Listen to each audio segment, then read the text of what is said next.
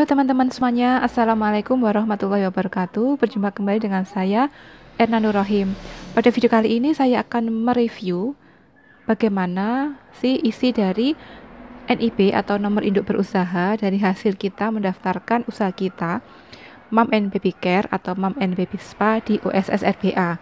Di sini nanti saya akan memberikan contoh, yang satu itu resiko rendah yaitu rumah pijat, dan yang satu itu spa yaitu masuk di kategori risiko menengah tinggi.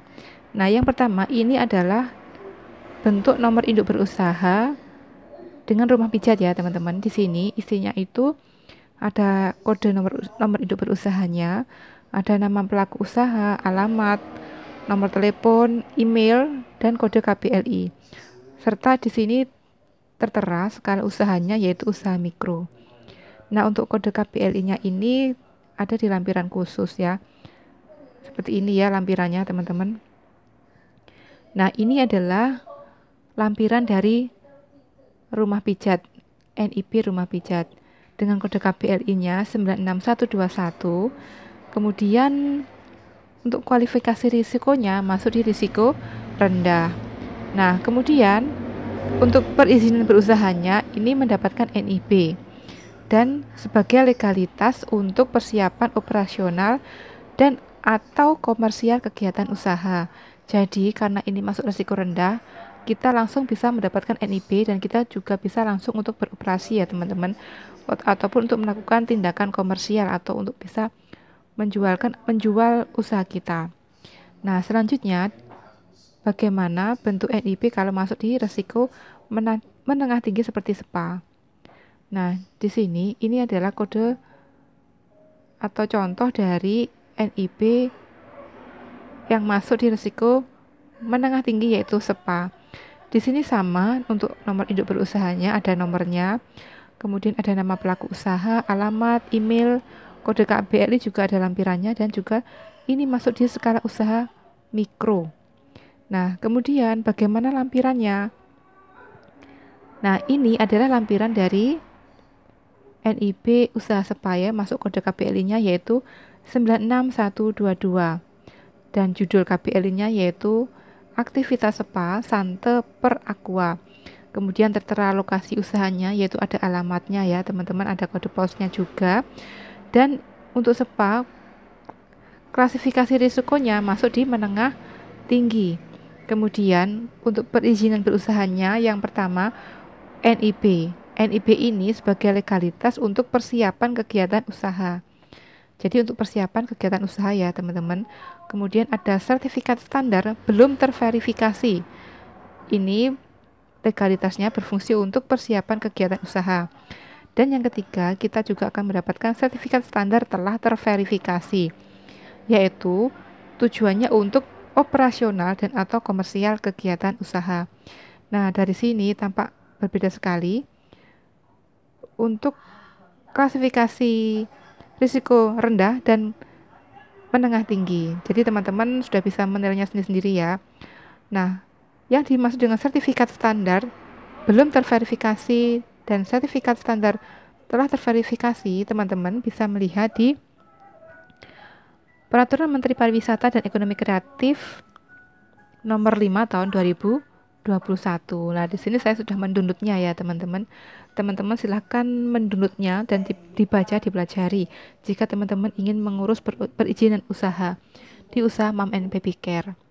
Nah, di sini standar usaha spa Sante per Aqua berisiko menengah tinggi. Ini untuk khusus spa ya, teman-teman. Di sini silahkan dibaca tentang ruang lingkupnya apa saja dan istilahnya apa saja. Di sini saya akan langsung menunjukkan ke pengertian sertifikat standar. Nah,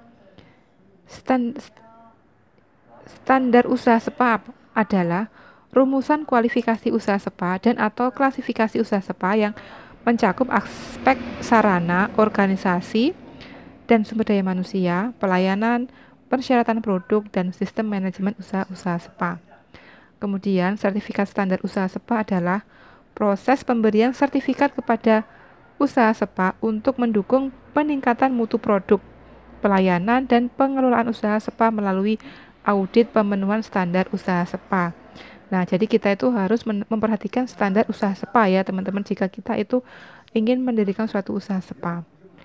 Kemudian, sertifikat standar usaha SEPA adalah bukti tertulis yang diberikan oleh lembaga sertifikasi standar usaha bidang pariwisata kepada usaha SEPA yang telah memenuhi standar usaha SEPA. Kemudian, sertifikat layak sehat tempat rekreasi adalah bukti tertulis yang dikeluarkan oleh Kementerian Kesehatan, Dinas Kesehatan Kabupaten atau Kota atau Kantor Kesehatan Pelabuhan yang menerangkan bahwa tempat rekreasi tersebut telah memenuhi standar baku mutu kesehatan lingkungan dan persyaratan kesehatan melalui inspeksi kesehatan lingkungan. Jadi ada inspeksi atau surveinya. Kemudian, lembaga sertifikasi standar usaha bidang pariwisata yang selanjutnya disebut LSU bidang pariwisata adalah lembaga mandiri yang berwenang melakukan sertifikasi standar usaha di bidang pariwisata sesuai ketentuan peraturan perundang-undangan. Nah, dari sini semoga teman-teman tidak bingung. Teman-teman silakan untuk lebih jelasnya bisa datang ke Dinas Pariwisata dan juga ke Dinas Kesehatan tempat tinggal teman-teman tuh menjalankan usaha. Nah, selanjutnya yang dimaksud dengan standar usaha SEPA itu apa saja? Nah, sebelum ke sana kita baca dulu ya teman-teman bahwa untuk penggolongan usaha SEPA ini ada 3, yaitu SEPA Tirta 1, SEPA Tirta 2, dan SEPA Tirta 3. Kemudian di sini ada persyaratan khusus usaha. Yang pertama, harus memiliki sertifikat standar. Sertifikat standar usaha yang diterbitkan oleh LSU bidang pariwisata paling lambat 1 tahun setelah beroperasi, diunggah melalui sistem OSS. Yang kedua, sertifikat layak sehat tempat rekreasi dengan jangka waktu pemenuhan selama 1 tahun. Dan yang ketiga, memenuhi kriteria nomor 6 hingga 10. Nah, yang dimaksud dengan kriteria 6 hingga 10 itu seperti apa sih? Nah, langsung saja kita scroll ke bawah ya teman-teman. Yang pertama, yang nomor 6 ini yaitu sarana. Di sini kan SEPA Tirta 3 ya teman-teman. Ini kan yang level tinggi. Kita lihat sarana di SEPA Tirta 1. Saya akan scroll ke atas. Nah, di sini nampak ada SEPA Tirta 1. Sarana apa aja? Teman-teman bisa dibaca ya. Meliputi ini semuanya. Ada sarana minimum, ada fasilitas minimum, kemudian bagaimana kondisi lingkungannya. Kemudian standar yang ketujuh atau yang kedua yaitu adanya struktur organisasi SDM dan sumber daya manusia. Kita lihat yang SEPA Tirta 1. Nah, di sini ada bagaimana organisasinya dan bagaimana sumber daya manusia. Untuk SDM-nya itu harus memiliki STPT. Nah, teman-teman bisa dibaca lagi ya nanti. Kemudian yang ke-8 atau yang ketiga yaitu bagaimana pelayanannya. Kita lihat di Gria SEPA Tirta 1. Nah, di sini pelayanan tamu sebelum perawatan meliputi penyambutan kedatangan tamu, pendaftaran tamu, pemberian informasi dan sebagainya. Silakan dibaca ya teman-teman. Kemudian yang 9 yaitu adanya persyaratan produk usaha. Apa yang dimaksud dengan persyaratan produk usaha? Yaitu kita lihat yang SEPA Tirta 1 dulu, karena kan kita tingkatannya dari bawah dulu ya teman-teman. Nah, untuk SEPA Tirta 1 itu yang pertama ada area perawatan terapi air, ada perawatan rambut, hidroterapi yang meliputi berendam dan atau mandi uap, aromaterapi, terapi pijat, perawatan wajah dan sebagainya. Dan kemudian yang terakhir yaitu sistem manajemen usaha. Kita scroll ke bawah. Nah, untuk SEPA Tirta 1 ternyata dibutuhkan banyak SOP. Nah, ini nanti yang kedepannya saya ingin membahas berbagai macam SOP yang perlu kita siapkan. Tetapi ini berdasarkan versi saya ya teman-teman. Nanti teman-teman bisa mengembangkan sedetail mungkin dan sebanyak mungkin SOP. Nah, dari sini semoga teman-teman tidak bingung ya. Dan semoga tetap semangat untuk mengurus perizinannya. Nah, yang poin 11 itu juga ada penilaian kesesuaian dan kepengawasan. Teman-teman silakan dibaca sendiri ya. Di sini ada kriteria untuk pada saat visitasi atau survei oleh lembaga instansi tertentu yang nanti akan mensurvei tempat usaha kita untuk bisa mendapatkan sertifikat standar terverifikasi dan juga untuk mendapatkan surat laik sehat. Nah, dari sini kemudian saya ingin menunjukkan kepada teman-teman untuk masa berlaku dari NIP, baik itu yang risiko rendah, rumah pijat, dan juga risiko menengah tinggi yaitu untuk spa. Kita langsung menuju ke Chrome ya teman-teman, Google kita ketik oss.co.id, kita akan klik strip 3 ini, kita klik informasi, kita klik kode KBLI. Nah, di sini saya langsung menuju ke KBLI yang kita tuju, yaitu rumah pijat dan juga spa ya teman-teman. Langsung ke S, aktivitas jasa lainnya. Ini mohon maaf agak cepat ya teman-teman. Kemudian kita klik yang aktivitas jasa per orang lainnya 96. Nah, teman-teman bisa membaca ini ya. Terus kita klik yang 961 ini, aktivitas jasa perorangan untuk kebugaran, bukan olahraga. Nah, di sini kemudian kita pilih yang 9612 ini ya, aktivitas kebugaran.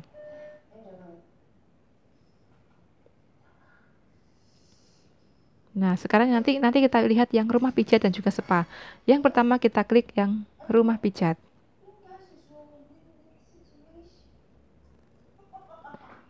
Nah, di sini ada uraiannya bahwa kelompok ini mencakup suatu usaha yang menyediakan tempat dan fasilitas pelayanan pijat tradisional Indonesia, pijat refleksi, pijat shiatsu, dan sebagainya. Kemudian kita klik yang seluruhnya ini ya teman-teman, ada tanda panah ke bawah. Nah, di sini ada regulasi bahwa adanya peraturan Menteri Pariwisata dan Ekonomi Kreatif, Kepala Badan Pariwisata dan Ekonomi Kreatif Republik Indonesia nomor 7 tahun 2021. Teman-teman silakan di-download dan dibaca apa isi peraturannya.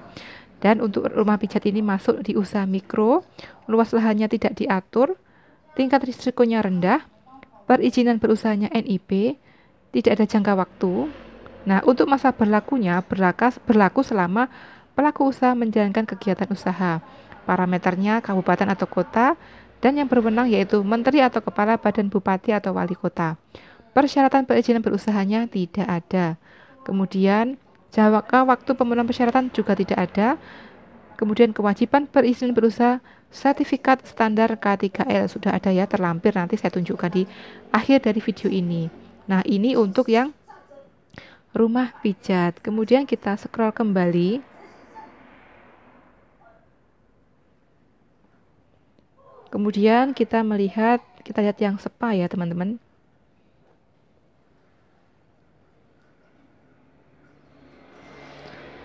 Nah, kita klik yang seluruhnya. Kita baca regulasi, peraturan Menteri Pariwisata sama ya dan seterusnya. Kemudian untuk spa ini masuk di usaha mikro, luas lahannya tidak diatur, tingkat risikonya menengah tinggi, perizinan berusahanya diperlukan sertifikat standar, jangka waktunya 5 tahun, untuk masa berlakunya berlaku selama pelaku usaha menjalankan kegiatan usaha. Kemudian parameternya provinsi, kewenangannya oleh menteri, kepala badan atau gubernur, dan persyaratan perizinan berusahanya yaitu SPPL. Jangka waktu pemenuhan persyaratan tidak ada keterangan.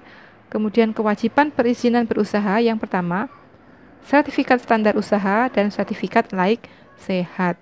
Kemudian jangka waktu pemenuhan kewajiban yaitu 1 tahun. Jadi kalau kita itu memilih untuk usaha spa, untuk mengurus perizinan sertifikat standar usaha dan juga sertifikat laik sehat ini diperlukan waktu 1 tahun. Nah, kurang lebihnya seperti ini. Semoga video saya bermanfaat dan semoga teman-teman tetap semangat di dalam berkarya, berusaha, dan untuk mengurus perizinannya. Dan semoga kliennya banyak dan teman-teman tetap bisa berinovasi dan berkreasi supaya bisa mengembangkan usahanya. Semoga video saya bermanfaat. Sekian, terima kasih. Wassalamualaikum warahmatullahi wabarakatuh.